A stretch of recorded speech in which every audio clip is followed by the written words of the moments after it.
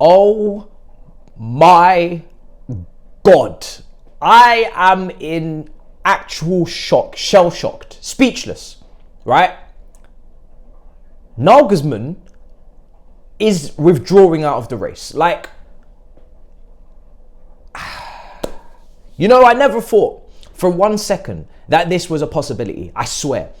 You know, it's all been fun and games. We've been talking about Enrique, about Poch, about all of these alternatives because we all expected Nagelsmann to be the next Chelsea manager. People in my comments were like, oh, you're wasting our time. We all know it's going to be Nagelsmann. There's no need to have these face-offs. There's no need to have these farcical face-offs.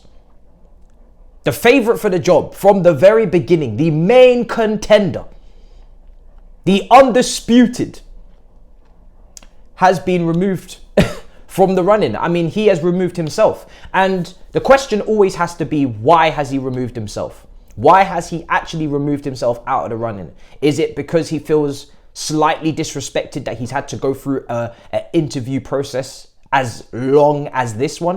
Because I did say on the last video, it feels like the BBC Apprentice. It feels like Lord Sugar is sitting at the front of the table and he is making you go through these challenges, making you jump through hoops like a dog at a dog show. It feels like that in a sense. It does feel like a circus. People are getting very agitated that a decision is not being made. And it seems like managers are similar. I mean, I said last week that we are almost privileged at this point in our current predicament to be able to interview the likes of Enrique, Nagelsmann, etc. We are in such a terrible predicament. They should be interviewing us.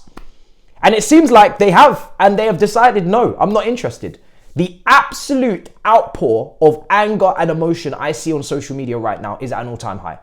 And I'm seeing that Pochettino, according to reporters, likes Chelsea. I'm seeing that Chelsea held a 3-hour phone call with Vincent Kompany after the Brighton game. I haven't even mentioned Vincent Kompany on this channel. But now, today, we must. Now we must, because now this is open to anyone. You know how I feel currently about Pochettino. You know how I feel about his potential incoming and how I feel like he's been misjudged or overly harshly analysed, and how I think he is good enough to be in this, you know, department and in this cupboard of managers, in this category, because I do believe that there's not much to split these guys and that what they've accomplished is all very similar in terms of their credentials and their achievements. And I've just been calling for respect on his name, and he is my slight preference due to what I've seen. But I did never expect to sit here and tell you that he is now probably the favourite to become the next Chelsea manager. I really thought it was going to be Nagelsmann. I'm shocked. And I would have been fine with Nagelsmann. Like I said in the last video, all of these guys are talented. I have a slight preference, and I'm understanding of Nagelsmann. That relationship with Christopher Vivell, I thought that was a done home run. I thought that made complete sense, right? They're going to line up with the director. He is the favoured option of Christopher Vivell. We're going to move with the favoured option, and all of these other guys are just, you know, crossing the T's and C's. But absolutely no. The second guy to drop out of this race is the favourite. And now I'm hearing Vincent Kompany. Well, let me talk about Vincent Kompany very quickly and concisely. He's doing a great job at Burnley. He's done a fantastic job this year in the Championship. He's played some fantastic football. He's changed the entire culture and dynamic of the way that Burnley team is perceived and how they play. However, you do not make the jump from Burnley to Chelsea. You don't, under any circumstance. This is not Frank Lampard Part 2. And by the way, it's not a disrespect. They both play completely different brands of football, and maybe Vincent Kompany, I'm sure, may even be a better coach in terms of the talent and the ceiling. But it's the same with Michael Carrick or whoever else you want to pull up. You don't appoint somebody from Burnley to Chelsea. That is a huge risk. You think Pochettino's a risk? You think Pochettino, with the credentials and what he's done in this country with Tottenham and Southampton, what he has with a track record of developing players, what he's done, PSG winning the league, of course, they're faltering in that one season starting in February and you know, messing up to Lille. That is the only thing that people can really point to in his entire career as a real L. Everything else has been either achieving what is expected. No other PSG manager in recent times has won the Champions League, or overachieving. No other Tottenham manager in Conte and Mourinho have won a trophy. So all of the bottler claims and all of the etc. When you look at who has come after or before him, nobody has accomplished more than him in those job titles of Southampton, Tottenham, PSG. I am telling you now, if you think that is a risk in comparison, in comparison to Kompany. Kompany is a absolute no-go because it's just too much of a risk. It's too much of a jump.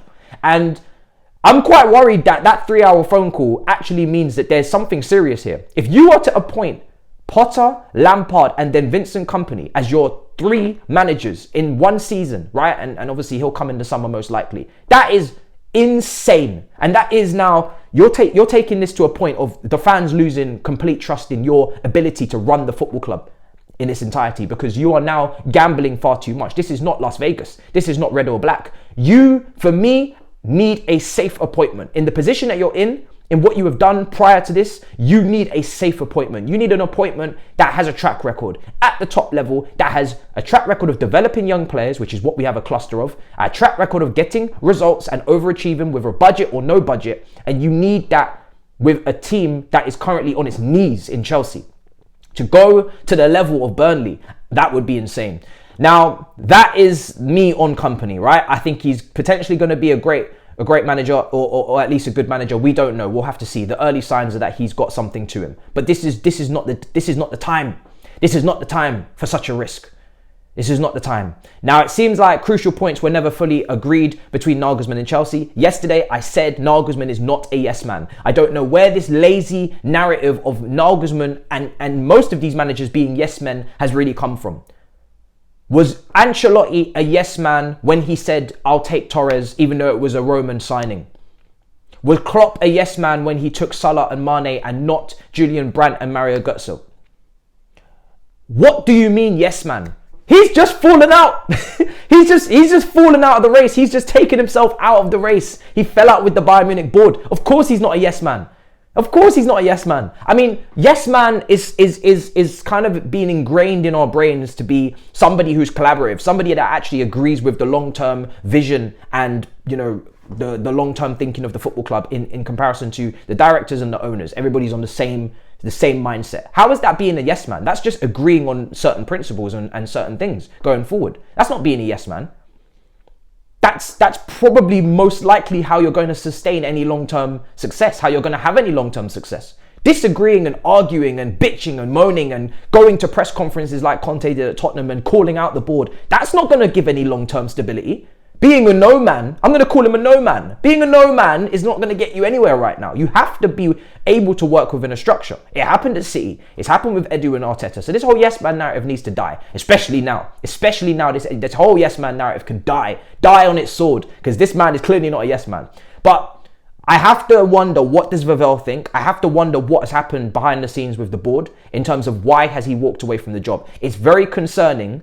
And this is where I am concerned, because I'm not actually celebrating this moment. I'm not shameless, right? I just want a new manager appointed. And for him to drop out of the race, one of the most talented men on this roster, it's not a good thing.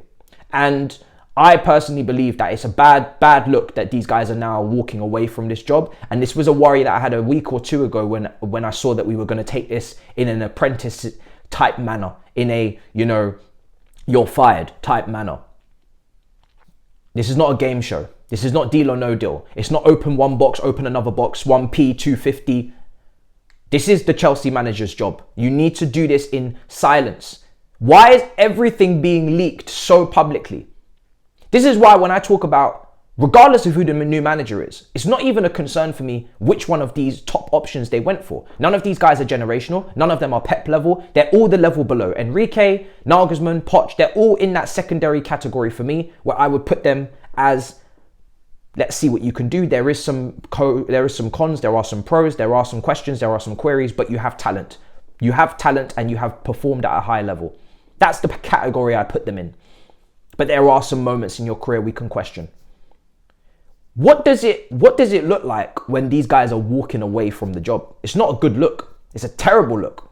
It's a really, really bad look. And and this is why I talk about the environment around these guys. Regardless of who you get, the environment that these managers work within has to be better than what it has been so far under this ownership. In terms of the leaks, whether it's team news or it's even important news like this. Why is everything so bait? Why is the entire managerial process right out in the open and being constantly fed into the journalists and out in the public eye? I'm sure we would have gone through a process like this under Roman in terms of which manager we're going to go for next. We would have had a list. But why is everything leaked? Why is everything out there? This was not how it used to be in terms of information. It's too accessible. It's too public. And they can see it and they're like, well, Chelsea have got this person on the list, this person on the list, this person on the list, this person. I want to feel special. I want to feel wanted. I want to feel like a manager that's actually respected. I don't want to be told that I'm on a list of 6 or 7. It's the same with players. It's the same when we approach players. No player wants to feel like when you contact them, you don't actually really want them. When you contact them, they're on a list of 6, 7, 8. They want to feel like they're the special one. Pardon the pun. They want to feel like they're the go-to option. They're the main guy. They are specifically being assigned for the job. That's how everybody wants to feel in life. Everybody wants to feel special. Everybody wants to feel like they are the go-to. They are the person. No one wants to hear that you've contacted 12 people before them and that you're the 13th option. No one wants to hear that.